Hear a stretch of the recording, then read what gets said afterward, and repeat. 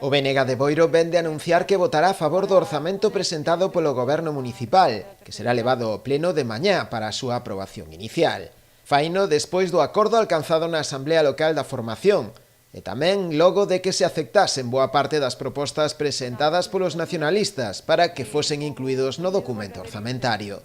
É o caso da rehabilitación das antigas vivendas dos mestres para convertelas en vivendas sociais, a instalación da rede municipal de puntos wifi nos centros sociais ou a redacción do proxecto para a residencia da terceira idade, entre outros. Aínda así, dende o BNG botan en falla outras cuestións, como pode ser unha aposta pola remunicipalización da xestión da piscina municipal.